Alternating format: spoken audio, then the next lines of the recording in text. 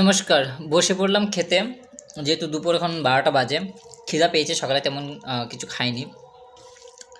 তো খেতে খেতে আমার মাথায় একটা কথা আসলো যে কথাটা হলো যে কদিন আগে আমি শপিং মল থেকে কিছু কেনাকাটা করেছিলাম। তো শপিং মলে যেটা বিল ছিল সেখানেও ট্যাক্স দিতে হয়েছিল আমাদেরকে। তারপর শপিং মল থেকে বেরিয়ে আমরা গাড়ি চড়লাম, সেই গাড়িতেও ট্যাক্স। তারপর গাড়ি থেকে ফিউল ভরালাম, সেটাও ট্যাক্স দিতে হলো।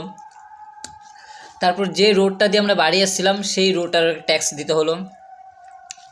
তারপরে ভাবলাম যেহেতু বাইরে আছে তো কিছু খাওয়া দাওয়া করে নিই, তো সেখানেও ট্যাক্স দিতে হলো। সব দিকে ট্যাক্স, আর ইনকাম ট্যাক্স তো আমাদের দিতেই হয়, সব দিকে ট্যাক্স দিতে হয়। বাড়ির ট্যাক্স, ইনকাম ট্যাক্স, সব দিকে ট্যাক্স। তারপর কিছুদিন আগে আমার একটু শরীরে অসুস্থতা হয়েছিল, গেলাম মেডিকেলে। মেডিকেলেও মেডিকেলের যারা ডাক্তার আছে তাদেরকেও সার্ভিসের জন্য ট্যাক্স দিতে হয়, মানে আর মেডিকেলের সার্ভিসের জন্য ট্যাক্স দিতে হয়, মানে সব দিকে ট্যাক্স, সব দিকে ট্যাক্স।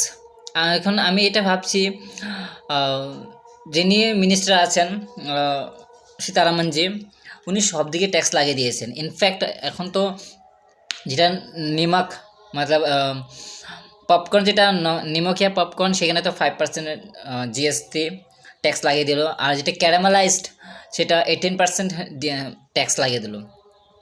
তো উনি তো সব দিকেই ট্যাক্স লাগিয়ে দিলেন, কিছুই তো বাদ রাখলেন না যে ফ্রি ট্যাক্স।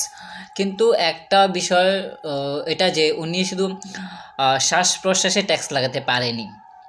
ইনফ্যাক্ট যেটা ড্যাথ ইন্স্যুরেন্স আছে সেখানেও ট্যাক্স উনি কিছু বাদ রাখেনি যে ট্যাক্স নেবে না, সব কিছুতেই ট্যাক্স লাগে। গভর্নমেন্ট সব কিছুতে ট্যাক্স লাগিয়ে রেখেছেন, শাক সবজি, ফল মূল, দুধ, দই, সব কিছুতে ট্যাক্স। এখন শুধু লাস্ট এই শ্বাস প্রশ্বাসটা, কিছুদিন পর হয়তো গভর্নমেন্ট সেটাতেও ট্যাক্স লাগিয়ে দেবেন। আপনাদের কি মতামত কমেন্টে নিশ্চয়ই জানাবেন।